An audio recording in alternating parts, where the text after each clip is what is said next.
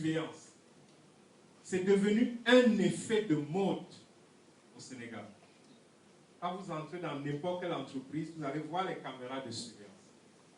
Vous ne savez même pas comment le dispositif a été installé. Ça pose un problème. Il y a ce qu'on appelle la protection des données personnelles. Le législateur sénégalais a réglementé la question. Pour installer un système de vidéosurveillance dans une entreprise, il faut au préalable informer les salariés.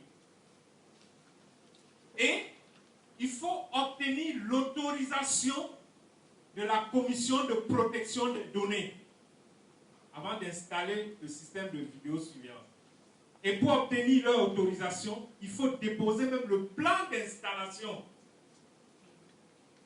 Parce que les caméras de vidéosurveillance, on ne les installe pas n'importe où. On les installe aux entrées, aux sorties. Pas dans les vestiaires, pas dans les toilettes. Ça, il y a des endroits où il faut les installer. C'est pour ça qu'on demande qu'il y ait un plan. Et on l'installe pour des raisons bien précises. Ça a des fins de sécurité des biens et de personnes. On n'installe pas le système parce qu'on veut contrôler le travail du salarié. Non. Ce n'est pas la caméra qui contrôle le travail du salarié. Non. Vous installez le système de vidéosurveillance pour des raisons de sécurité de personnes et de biens. Et c'est pour ça qu'il faut une autorisation. Malheureusement, bon, les gens, on installe un peu partout, on ne se pose pas de questions. Et les données que vous recueillez à travers ce système-là sont des données personnelles. Il ne faut pas jouer avec. Comment on les conserve? Il y a un délai de conservation, sauf si c'est pour des raisons d'enquête. Il faut les détruire après. Et ça, je vous dis, aujourd'hui, quand vous prenez la loi de 2008 sur la question de la protection des données personnelles, lorsqu'il y a violation, vous pouvez être condamné pour quelqu'un qui a commis un homicide. Lorsque vous jouez avec les données personnelles, vous pouvez être condamné pour quelqu'un qui a commis un homicide. Mais il faut faire attention. C'est pour ça même le RH aujourd'hui en entreprise, concernant la question des données personnelles, le RH doit faire attention. Quand vous traitez par exemple les questions, le RH traite les questions d'absentéisme. Vous traitez des questions, vous tenez les tableaux. Souvent l'absentéisme est dû à la maladie. Souvent c'est dû à des congés de maternité.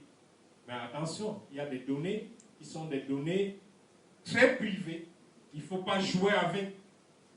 Moi, j'aime souvent dire, il y a certaines maladies, quand vous les avez et quand vous êtes le seul à le savoir, vous vivez tranquillement.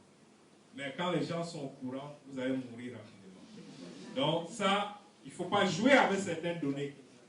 On le sait, en Afrique, il y a encore la stigmatisation. Il y a des maladies, quand vous les avez, quand les autres sont au courant, le regard des autres, ça va vous mourir à petit feu. Mais quand vous êtes le seul à connaître votre maladie, à vivre avec, c'est pour ça les tableaux Excel qu'on tient souvent dans les entreprises. Attention, parce que la révolution avant c'était des dossiers physiques bien conservés quelque part. Mais la révolution numérique est venue changer les donnes. On a des serveurs, on stocke quelque chose dans les serveurs.